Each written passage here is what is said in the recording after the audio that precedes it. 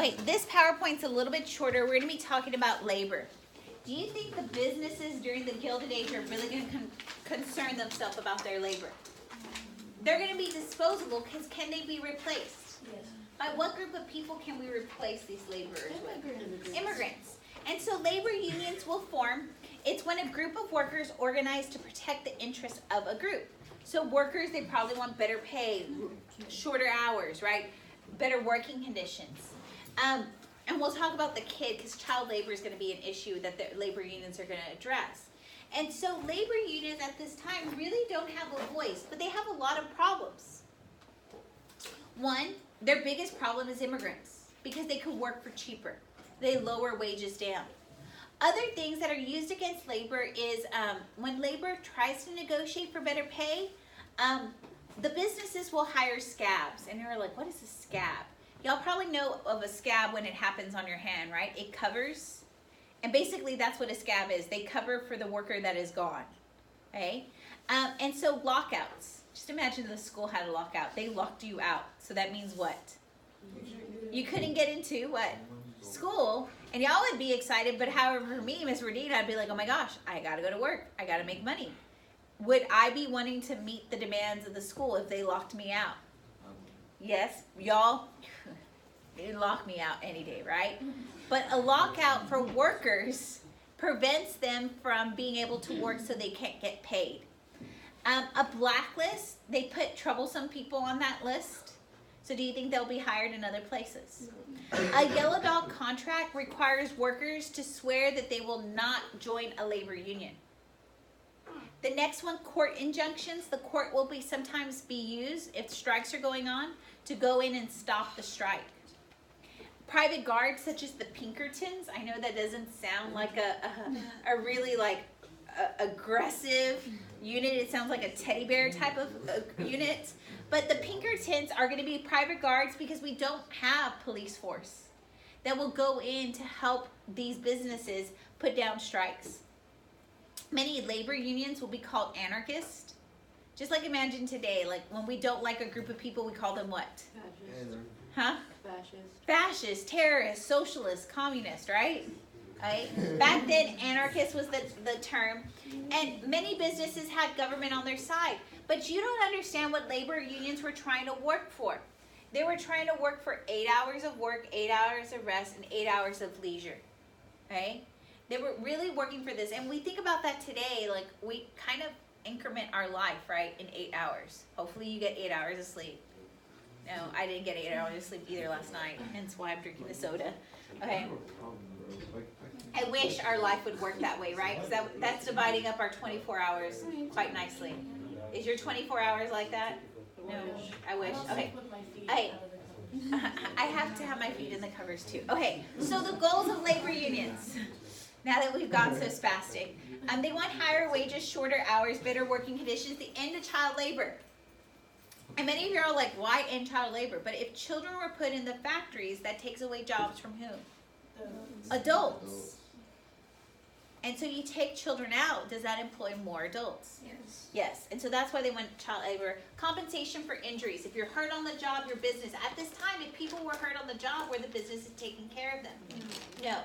And so labor union tools, one of them is strike, they refuse to go to work. Boycotts, they refuse to buy. Last one, collective bargaining, where they negotiate between their employer, their wages, working conditions, and hours. So we're going to look at a couple of labor unions. We've seen this one before, the Knights of Labor. And it's an all-inclusive one. It includes skilled labor. So they have an education.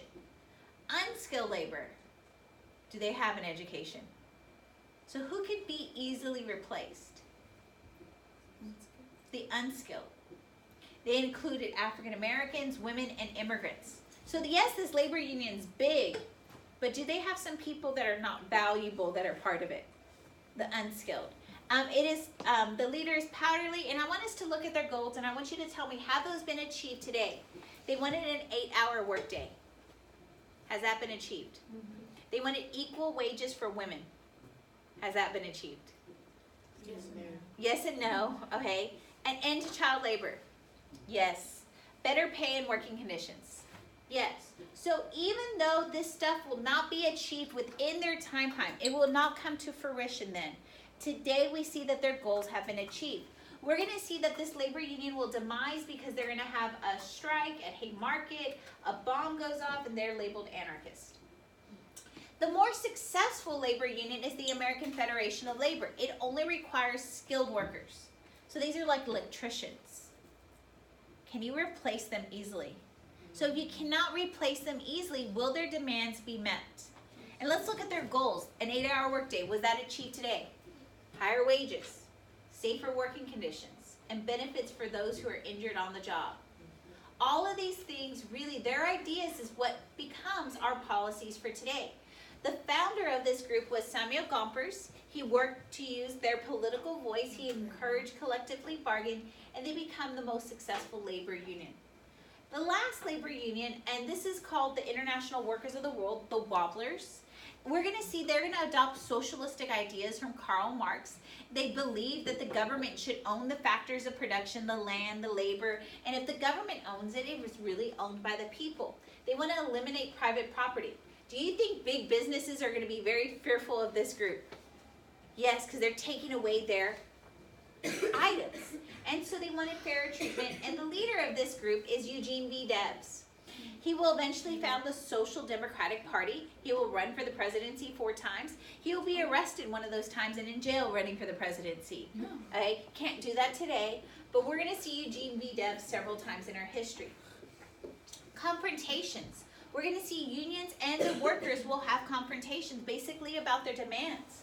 And unions will gain strength over this time, but again, most of their stuff will not be gained till the Progressive Era. So the first strike we have to talk about is the Great Railroad Strike.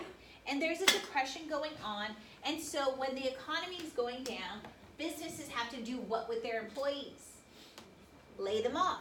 And so the railroad companies responded by cutting wages versus laying people off. Just imagine your wages are cut by 20%. You go from $7.25 to $6.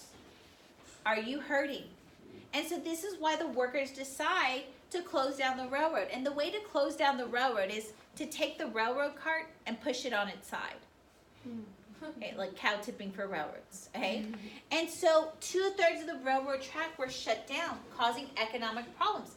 People could not get stuff in and out. So the government is called in. Hayes calls in the troops because they've interfered with the mail. We're going to see the government is going to side with who? Business or labor? Business. But the impact is that many working class people see that the government is not trying to help workers, and so union membership is boosted. I've already talked about this one, the Haymarket Fair with the Knights of Labor. They were striking for better wages at the McCormick Reaper plant. And they meet in Haymarket, a bomb goes off, and what do they equate these people to be? Terrorists, anarchists, okay? They lose membership. I have 2 more strikes to talk about. One is Homestead. And Homestead really deals with the steel plant. Who owns the steel industry? Carnegie. And do y'all remember what city Carnegie's based out of?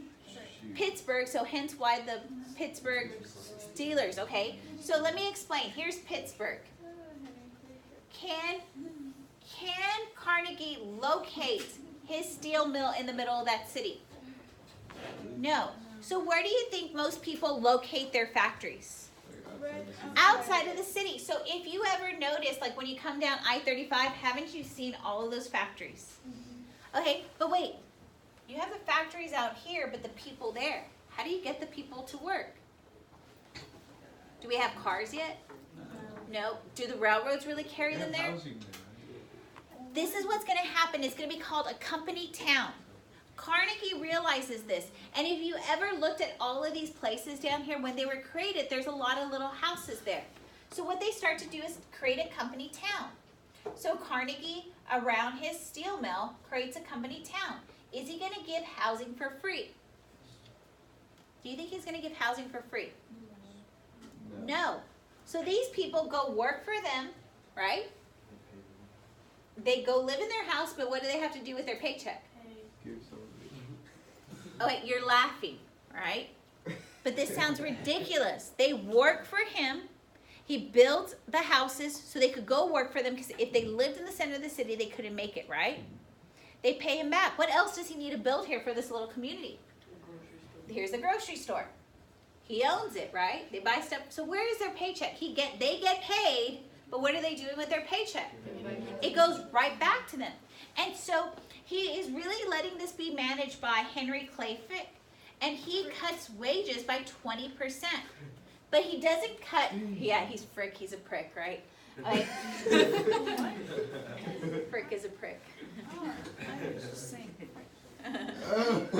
Because now he cuts wages. Look, he's cutting wages. Are they going to think he's a prick? Yes, right? And so he cuts wages, but he doesn't cut housing costs, and he doesn't cut the grocery costs. Oh, are they upset now? And this is why the labor union rises up. They lock out the workers, so they can't go to work, so they're not getting what? Paid. And they're going to call the Pinkertons in, and we're going to see the non-union workers, those scabs, are going to be hired. Oh, is this going well for the labor union? No. So, there's one more strike I have to talk about, and it's exactly like Homestead. This deals with the Pullman Palace Cart Company. Bless you. I don't know if y'all know what a palace cart is, but a palace cart, like, have you ever seen the beginnings of Harry Potter and they get on the train to Hogwarts? That's a palace cart. Have you ever seen Polar Express? Hey, they get on a palace cart.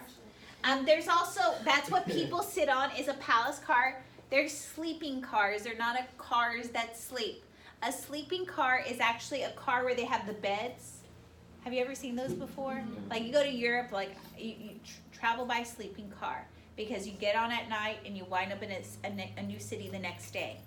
Okay, you just sleep in the car because they have little beds, and there's like 3 on top of each other. Okay, so these are really nice. This is a really nice company, right? They're making luxury items. And so the companies now cut wages, just like we saw with Homestead during a depression. But they haven't cut the cost of goods or rent. Doesn't this sound exactly like Carnegie? So the workers, they want to pay off their bills, and they're going into debt, and they're going to protest. Okay, it is at a railroad place. What do they do to protest the railroad?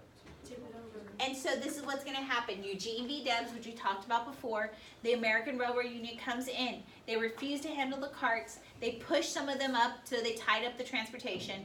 Now the mail cannot get through. The government comes in with the army, but who are they going to side with? The business. And Eugene V. Debs is arrested.